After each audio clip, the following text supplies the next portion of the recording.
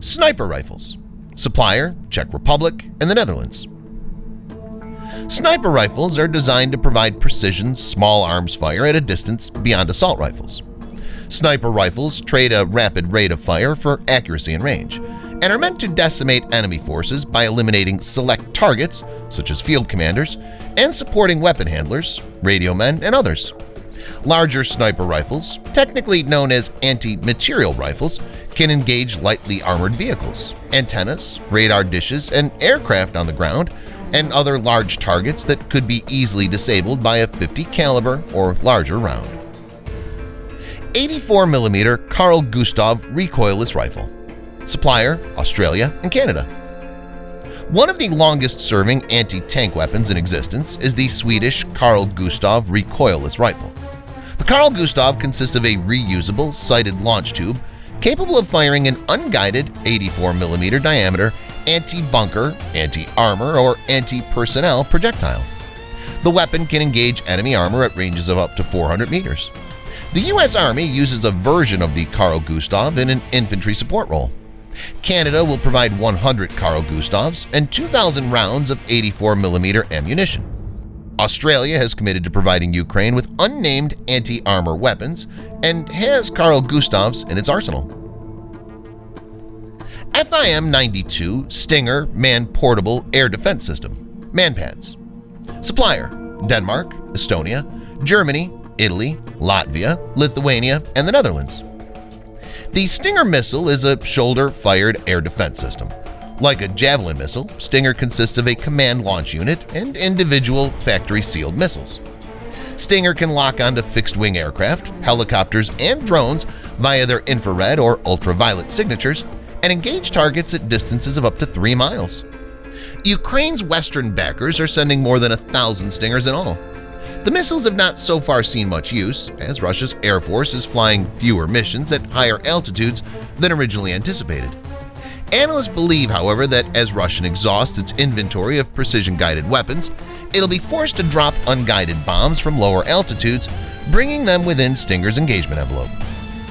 Switchblade 300 and 600, the KAMKAZI killer drones. Supplier, USA. The Switchblade is a single-use drone that's small enough to fit in a backpack, cruises at about 62.1 miles per hour or 100 kilometers per hour, and carries camera's guidance system and explosives to dive bomb into its target. Unlike most weapons, the Switchblade can also disengage or abort a mission at any time and then recommit to another target depending on what the operator commands. This aims to ensure that strikes are precise and can be called off at the very last minute if they endanger civilians or properties nearby. There are 2 versions of this suicide drone, the Switchblade 300 and the Switchblade 600. According to manufacturer AeroVironment, the Switchblade 300 can fly up to 15 minutes and 6.2 miles or 10 kilometers before striking its target. It's launched from a tube, and its small size allows it to take off from a variety of air, sea, and ground platforms. The whole kit, including the payload launcher and transport bag, weighs just 5.5 pounds, or about 2.5 kilograms. The larger Switchblade 600 is a next-generation loitering missile that's able to destroy armored targets like tanks, but can still be set up and operational in less than 10 minutes. It has a range of about 24 miles or 40 kilometers and an endurance of about 40 minutes. But it's much heavier as a result, with the drone and missile it carries weighing close to 121 pounds or 55 kilograms. STARSTREAK missiles. Supplier, UK. STARSTREAK is a man-portable air defense system, MANPADS, developed by Thales in Belfast. According to the manufacturer, the missiles are designed to provide close air defense against conventional air threats such as fixed-wing fighters and late unmasking helicopter targets. Thales claims that STARSTREAK is a truly versatile missile that can be launched from land, sea, and air platforms. It says that it can, therefore, be deployed quickly into operations and is easy to integrate into a force structure. The missile is the British Army's equivalent of the American Stinger ground-to-air missile. M72 Light Anti-Tank Weapon, LAW. Supplier, Australia, Belgium, Denmark, Finland, Greece, and Norway. The M72 light anti-tank weapon, LAW, was originally developed in the 1960s as an American single-shot weapon for defeating enemy armor on the battlefield. The LAW is a fiberglass launch tube equipped with a sighting mechanism. A 66mm anti-tank rocket is factory sealed inside. Once fired, the launch tube is thrown away. The latest version of the M72, the M72EC, which stands for Enhanced Capability, can penetrate up to 450mm of rolled homogeneous armor, making it capable of disabling Russian infantry fighting vehicles and penetrating the flank and rear armor of Russian tanks. Speculation within Denmark is that this country's anti-tank weapon contribution will consist of M72ECs. Next Generation Light Anti-Tank Weapon, NLAW, Finland, Luxembourg, Sweden, and United Kingdom. One of the most successful weapons on the Ukrainian battlefield has reportedly been the Next Generation Anti-Tank Weapon. NLAW is a big brother to the M72 LAW, utilizing a larger tube diameter and warhead while still being a disposable rocket system. Like the M72, NLAW is an unguided weapon.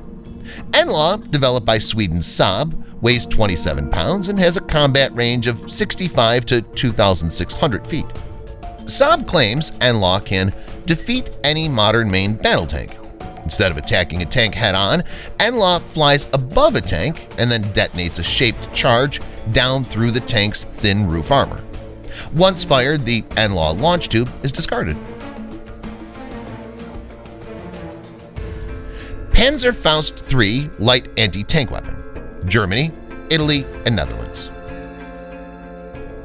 PANZERFAUST III is the modern-day successor to the famous Panzerfaust, tank fist, of World War II. The weapon, like its wartime ancestor, is designed to give German infantry a reusable rocket launcher capable of taking on tanks and armored vehicles. Panzerfaust III, like the GUSTAV, is a light anti-tank weapon utilizing a reusable sighted launch tube. Unlike the Swedish weapon, however, Panzerfaust III fires actual rockets. Panzerfaust III rockets have a diameter of 110mm, making them substantially larger than those of the M72 LAW. As a result, they can penetrate considerably more armor, up to 800mm of steel armor plate. Unlike many anti-tank weapons, the PZ-3 can be fired from enclosed places, such as a room in a building, without endangering the individuals behind it with the rocket's backblast. FGM-48 Javelin medium-range anti-tank missile. Australia, Estonia, Latvia, Lithuania, United States, and United Kingdom. In the 1990s, the U.S. Army fielded the Javelin anti-tank missile as a next-generation medium-range anti-tank weapon. Since then, it's widely exported the Javelin to NATO allies and Ukraine prior to the 2022 Russian invasion. Javelin can engage tanks head-on from above, firing a shaped charge down into the turret from above. The missile reportedly has a range of 2,500 meters and can penetrate up to 800mm of tank armor. Javelin's warhead, while not the most powerful anti-tank missile warhead in existence, is more than adequate to destroy a tank in top attack mode. The U.S. will likely continue to send Javelins to Ukraine. The United Kingdom has primarily sent Ukraine NLAWs, but it is possible that it also sent Javelins drawn from British Army stocks. Miscellaneous anti-tank weapons, Greece and Italy. Greece is reportedly sending Ukraine portable rocket launchers, although there's no data on exactly what kind. Italy is sending anti-tank weapons that could include Panzerfaust III or older outdated Milan medium-range anti-tank missiles. Milan is a Cold War-era anti-tank missile with a range of 2,000 meters. It can be fitted with the Mira thermal imaging night sight. Pistols and rifles. Supplier: Belgium, Czech Republic, Finland, Greece, Lithuania, and Portugal. Most of the weapons sent to Ukraine are likely to be AK-47 type weapons.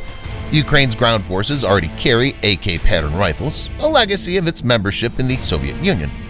The rifles Greece is sending are described as Kalashnikovs, Portugal is sending an unknown number of obsolete G3 rifles. The G3 is incompatible with the 7.62 by 39 and 5.45mm ammunition used by AK-type rifles, and its practical use in Ukraine is questionable at best.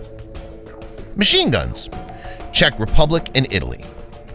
Machine guns are support weapons designed to bolster the firepower of infantry formulations.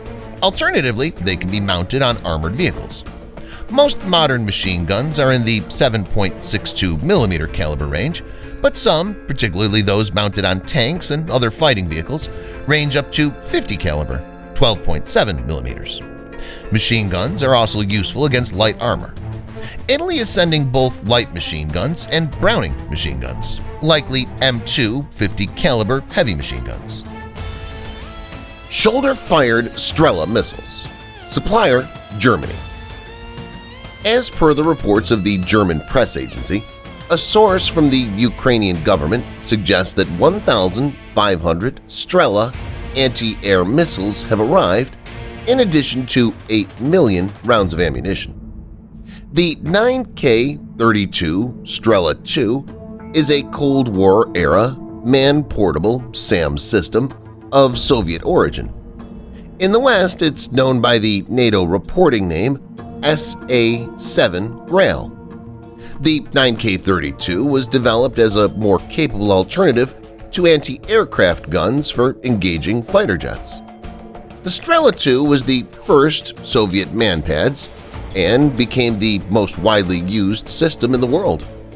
The STRELA 2 is a very mobile system, as their missile and its gripstock launcher are man-portable, even over long ranges. The system is operated by a single person. Bayraktar TB2 UAVs. Turkey's sale of Bayraktar TB2 unmanned aerial vehicles (UAV) to Ukraine is not a form of aid. They're products that Ukraine purchased from a Turkish company. Video footage is circulated on the internet showing the Turkish combat drone Bayraktar TB2 successfully striking the Russian army. The Turkish-made 6.5-meter-long Bayraktar TB2 drone is around 7 times lighter than its UK counterpart, the Reaper drone. These small and lightweight drones carry 4 laser-guided missiles, according to Baykar Technologies, the company that produces them. With a wingspan of 12 meters, the Bayraktar can stay up in the air for about 30 hours and maintain a speed of 200 kilometers. It operates at a height of 18,000 to 25,000 feet. Well, that's basically the last of it so far. We'll keep a track of further aids in armament and weaponry for later updates. So if you haven't subscribed to the channel yet, go ahead and subscribe. Smash that button for further updates. Thanks for watching, and before you leave, don't forget to leave a like and share the video as well. This is vCompare, and we'll be back with more defense updates very soon.